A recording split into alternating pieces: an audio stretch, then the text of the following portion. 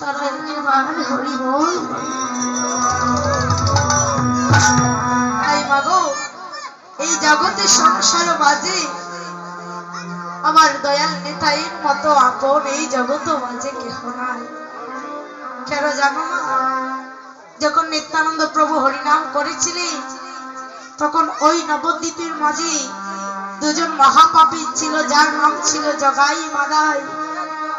নিত্যানন্দ প্রভু গিয়ে হরিনাম বিতরণ করছেন, আর ওই জগাইর মাদাইয়ের কাছে গিয়ে বলছে, অরে সারা জনম তো কেটে গেল ওই মদ পান করতে করতে, অরে একবার ওই কৃষ্ণ নামের মদ খানা পান কর, দেখবি তুই জাগতিক জগতের মদে পান করে যতক্ষণ পর্যন্ত নেশা করিস, একবার যদি ওই কৃষ্ণ নামে তুই নামতে পারিস, একবারে যেজন ওই কৃষ্ণ নামে ডুবে দিয়েছে তার সারা জনম কেটে যায়, তবু কৃষ্ণ নামের নেশা কাটে না।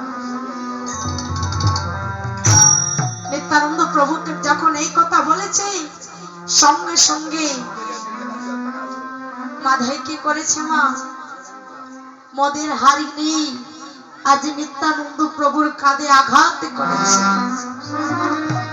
আর যখনই আঘাত করেছে, সঙ্গে সঙ্গে নিত্যানন্দ প্রভুর কাঁধে মা রুধির পড়ছে। আর এই যখনই রুধির পড়ছে, নিত্যানন্দ প্রভু এবার জগাই মাদাইয়ের চরণে জড়িয়ে ধরে বলছে, অরে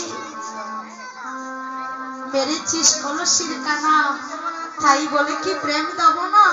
আমায় মেরেছিস, আমার তাতে কোনো দুঃখ নেই, তারপরেও তুই একটিবার নাম নেই। এবার মাদাই মনে মনে ভাবছে, তাই তো রে, যাকে আমি মারলাম সে আমার চরণে জড়িয়ে ধরে বলছে কৃষ্ণ নামে বলবো, এমন দয়াল তো এই জগৎ মাঝে আর কেহ দেখি।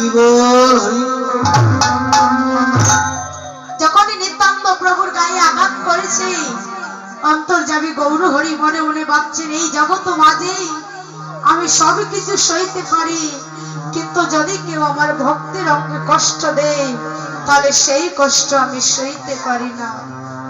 সেখানে উপস্থিত হলেন গৌর হরি, হয়ে বলছে, কোথায় সুদর্শন চক্র, আসো এই মুহূর্তে ওই জগাই মাদাই আমি শিরচ্ছেদ করব।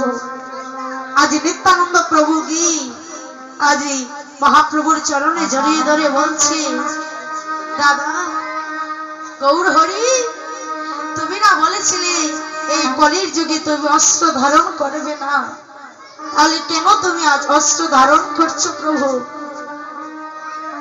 আজ মাদাই মনে মনে ভাবছে, বাপরে, যাকে আমি মারলাম তারপরে আমার চরণে জড়িয়ে ধরে বলছে নাম নাও, যে আমাকে শাস্তি দিতে চাইছে তার চরণে জড়িয়ে ধরে বলছে যে তোমরা, হে প্রভু, তুমি তাদেরকে ক্ষমা করে দাও, তুমি বেরো না।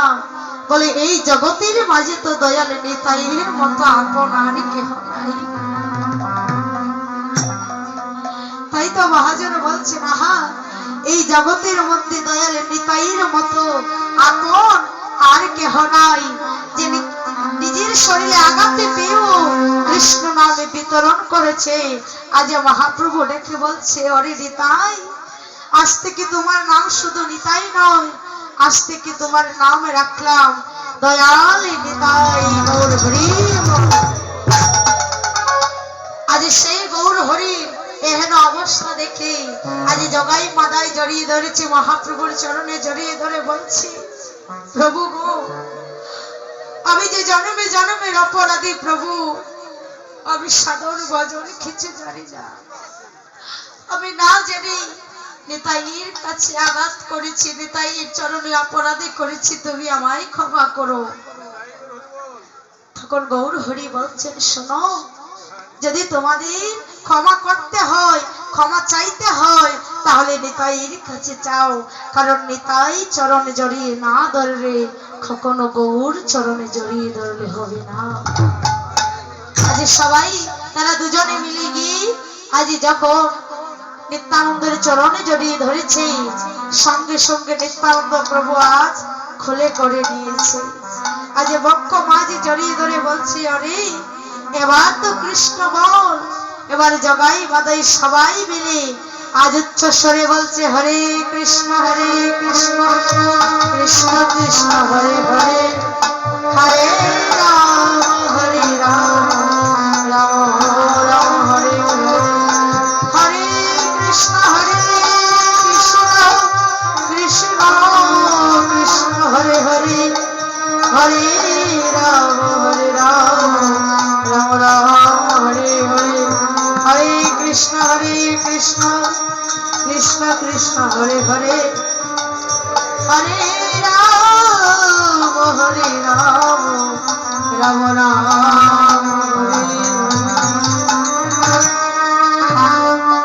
তাই মাগো, এই কলির জীবের মুক্তির পথ মহাপ্রভু একটি কথাই বলেছে যে এই সাধু সঙ্গ করতে হবে, এই নামই করতে হবে, নামই একমাত্র কলির জীবের মুক্তির পথ।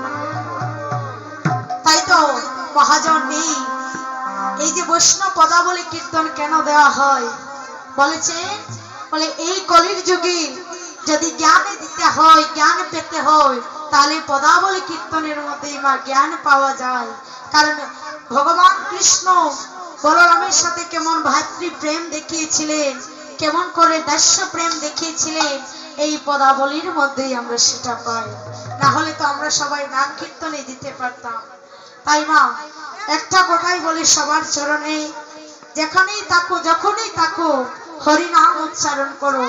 কারণ কলির যুগে একটি সাধন, একটি ভজন, সেটা হচ্ছে হাতে কাজ করবি আর মুখে নাম করবি, তাহলে দেখবে একদিন মৃত্যুর সময়ও তোমার কৃষ্ণ নাম উচ্চারণ হবে।